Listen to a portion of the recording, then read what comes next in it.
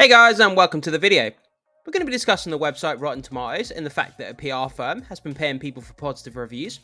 So let's hop into this rotten movie news. But before we get started, make sure you hit that subscribe button, hit that like button, and stay up to date with all the movie news we have going on around here, guys. So guys, we're going to be taking a look at this Bounding into Comics article. New report reveals Hollywood PR firm Bunker 15 paid for positive reviews to manipulate Rotten Tomatoes scores on bad movies. So yeah, guys, this is a real bad look for Rotten Tomatoes. Obviously, Rotten Tomatoes is a aggregate website. They have a lot of different movie outlets who go on there and they post their reviews for movies, and then it aggregates the score into a fresh or rotten score, depending on how high or how low the score for a certain movie is. It's a shame because I've been using the website for years. If I'm ever on the fence about watching a certain movie, I know that I can go there and I can look at the reviews, and then I can kind of decide which movies to go and watch. But now, obviously, with this coming out, it's kind of a shame. And I think I'll be taking my review needs to other websites instead. So, in an apparent confirmation of what many audience members had suspected for some time, a new report has revealed that Hollywood has been contracting the services of at least one public relations company to help them save Rotten Tomatoes scores of various terrible movies by paying critics for positive reviews. So yeah, guys, this is not good. It goes against the terms of service of Rotten Tomatoes, and they're not allowed to post reviews based on a financial incentive. So they're completely breaking the terms of service. It's really not a good thing, guys. But yeah, let's keep going and see what the article has to say. So this apparent operation was first brought to light on September 6th, so it was only a few days ago now, courtesy of an extensive deep dive into the situation provided by Vulture's Lane Brown and Luke Winkie. According to the pair's report, the PR company in question, Bunker 15, whose official website boasts the company, quote, offers innovative media planning, editorial support, social media advertisement, and automated promotional engineering. That sounds very, very high tech. Automated promotional engineering. Yeah. Automated promotional engineering. Yeah. To help your firm reach top critics and influencers, has regularly been hired by a number of small to medium-sized films to save their reputations by artificially boosting their respective Rotten Tomatoes scores. So it looks like they sort of target, like it says, the medium to smaller kind of films, and they help just to boost overall Rotten Tomatoes scores.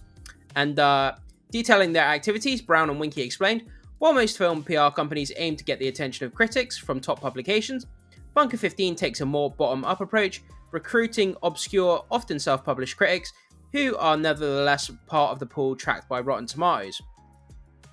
The most damning aspect of this operation, however, is that several critics, the PR firm, pays them $50 or more for each review, a practice which explicitly violates the site's own expectation that both applicants and approved critics to honor journalistic integrity, to observe ethical behavior. So yeah, it's against their kind of terms of service, guys.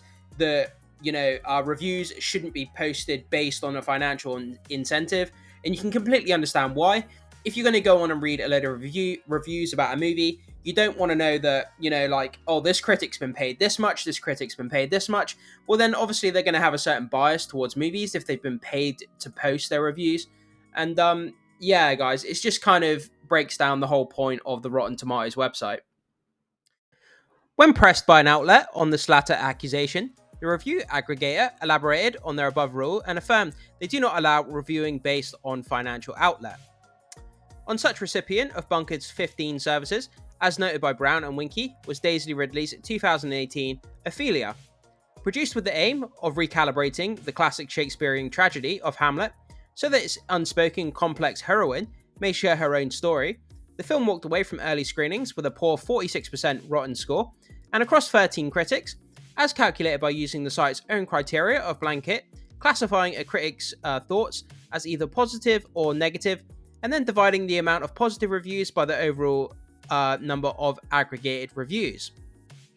So, faced with this damning reception, Ophelia's production team is said to have enlisted Bunker 15 to help save the film from going down in history as yet another gender-swapped misfire. So the film wasn't received very well, and it looks like they enlisted the help of this Bunker 15, which is obviously the PR firm, and it looks like they wanted to try and get some of the Rotten Tomatoes reviews. They wanted to get them swapped from negative to positive, and they've obviously paid off some of the online reporters to have their reviews changed.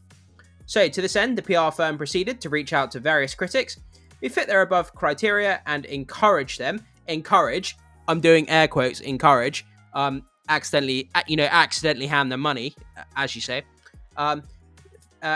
criteria, and encourage them to leave the Ridley-led film a positive review. Positive review, accidentally hand them money, same thing, whatever. It's a Sundance film, and the feeling is that it's been treated a bit harshly by some critics. I'm sure sky-high expectations were the culprit, absolutely. So the teams involved feel like it would benefit from more input from different critics, wrote Bunker 15 to one critic, who shared the excerpt with Vulture. In turn, the critic inquired as to what would happen if he earnestly disliked the film, to which Bunker 15 replied, "It was standard practice for super nice reviewers, and there are more critics like this than I expected, to refrain from publishing their negative opinions on their main outlets and instead delegate them to a smaller blog than Rotten Tomatoes never sees." Quote, "I think it's a very cool thing to do," the Bunker 15 employee added. Unsurprisingly, given the current state of media criticism and integrity, it appears that these efforts paid off for Ophelia, as Brown and Winky ultimately found that between October 2018 and January 2019, Rotten Tomatoes added 8 reviews of Ophelia's score. 7 were favourable, and most came from critics who reviewed at least one other Bunker 15 movie. Quote, "I also discovered another negative review of Ophelia from this period was not counted by Rotten Tomatoes, by a writer whose positive reviews of other Bunker 15 films have been recorded by the aggregator," said Brown. Ophelia climbed the tomato meter to 62%, flipping from rotten to fresh. The next month, the distributor, IFC Films, announced that it had acquired Ophelia for release in the US. Further, one writer who left the film a negative film informed Vulture's reporting team that he was subsequently contacted by Bunker 15 in an effort to have him flip his review.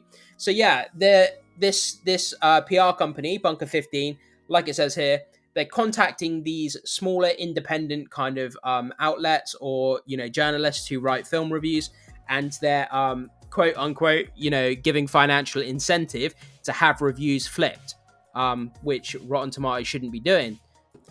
If you give it barely overall positive, then I do know the editors at Rotten Tomatoes can get it switched, a Bunker 15 employee promised the reviewer. So yeah, if you give it like sort of on the borderline between a positive and a negative, then they can get it switched. If you contact them, this is kind of what they're saying. So it seems like there's a kind of a trick to getting a negative review switched to a positive review, and they've kind of figured that out. So pressed for comment on Vulture's reporting, the responses from the main entities involved ranged from silence to adamant denial. While Ophelia's production company, Covert Media, did not respond to Brown's request for comment, Rotten Tomatoes, quote, delisted a number of Bunker 15 movies from its website and sent a warning to writers who reviewed them.